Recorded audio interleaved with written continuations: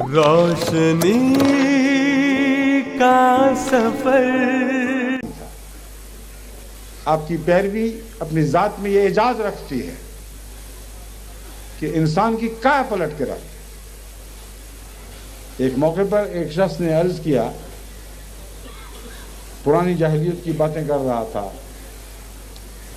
तो कहने लगा कि एक दफ़ा मुझे भी एक बेटी मिली थी, मुझे पता नहीं था कि मेरी बेटी है। मैं सफ़र पर था, मेरी बीवी ने छुपा लिया और किसी और की बेटी बताया, और वो घर में पलती रही। वो इतनी प्यारी थी, इतनी खूबसूरत कि मैं तो उसका लट्टू हो गया, उस पर आशिक हो गया, अपनी बेटी पर। कितनी प्यारी बेटी खुदा ने बख्शी। यहाँ तक कि जब बड़ी हुई और माँ ने यकीन कर लिया कि अब मैं इसको कत्ल नहीं कर सकता, तब उसने मुझे बताया और मेरी जाहिलियत जोश मार कर गालिब आ गई। मैंने कहा, अच्छा ये चीज़ है जो मेरे घर में पैदा हुई है, मैं बेटी का बाप। मैंने बहाना बनाया कि आओ तुम्हें सफ़र पर लेके जाऊं। उसे जंगल में ले गया, एक कब्र खोद दी, उसमें उसको लिटाया और मिट्टी डालने लगा।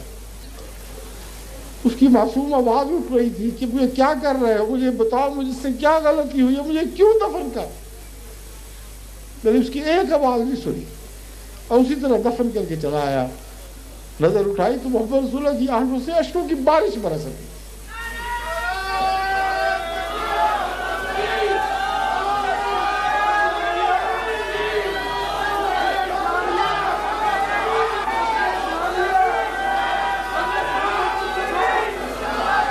अब बार बार ये फरमा रहे थे कि जो रहम नहीं करता उस पर रहम नहीं किया जाएगा, जो रहम नहीं करता उस पर रहम नहीं किया जाएगा। इस तरह आपने उन पत्थर दिलों की काया पलट।